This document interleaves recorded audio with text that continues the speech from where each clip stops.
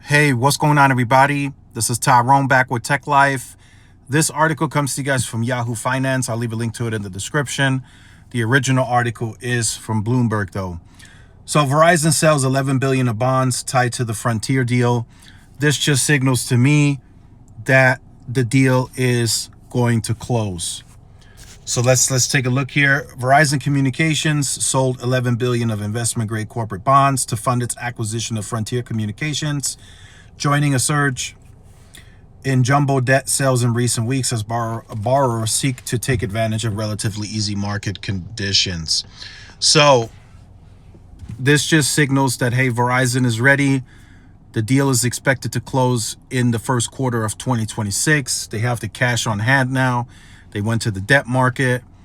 Conditions are fairly simple and easy, and boom, they're gonna just pay the $11 billion, and the other, I think the other $9 billion they have to take on as debt on the balance sheet, which I think is fine. Versus there's always in business, there's always risk reward. I think the reward is going to be a lot bigger than anything involving risk for Verizon. So taking on the $9 billion, I don't think is going to be a problem at all for the street in regards to the balance sheet, because the amount of reward that Verizon is going to get from this deal and the convergence and being able to grow your wireless share in those markets is going to be far bigger, and it's going to be a great ROI, return on the initial investment.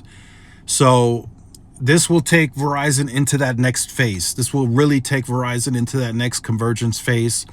And that's what I want to see, how Dan Schulman, the new CEO, handles that. Verizon's ex-CEO was very clear, Hans Vestberg, that he did not want to discount the services. He did not want to give a bundle discount or convergence discount for getting both products, because he felt like they're both very premium products. The wireless and the fiber are premium. Again, the problem I had with that is your competitor is offering discounts for bundling. That's the problem. Even if AT&T is not a direct competitor in a given Frontier market, there might be a cable competitor. There's some type of competitor in that market that's doing convergence, and they're giving discounts. And you saying you're not going to give discounts, that's just, it might work for some, for a small percentage, but you're just never going to reach mass scale growth, mass scale volume, because you're not willing to budge. I fully think, based on what we recently saw with the $20 per line discounts as a new retention offer, for those of you who are asking, this is a new retention offer. Yes, the old one ended, but this is a new one that they just put back into the market. So if he's willing to do that, if I was a betting man, I'd bet he's willing to give discounts for converging. To be competitive with the market, you have to be competitive. That's one thing that Hans completely overlooked as they went through this network journey. Yes, they made a big investment in C-band.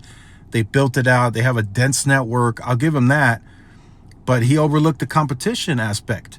He made sure the balance sheet was squared away, continued to pull the pricing lever, but all his customers were fleeing. That's not a right approach. And Dan Schulman acknowledged that very well. And he said price increases are done. He said that indirectly. And now moving forward, his focus is to delight the customer, whatever that means, and to bring back volume, and even saying growing through retention. That means he's trying to lower churn, and he's trying to shrink the switcher pool. He doesn't want to be the one donating to the switcher pool, and that's what Verizon has been doing for years now. So again, this is just signaling that the deal is close to closing, and Verizon's ready with $11 billion to cash out and close this transaction. So let me know your thoughts in the comments. Like, share, subscribe. I'll see you in the next one. Peace.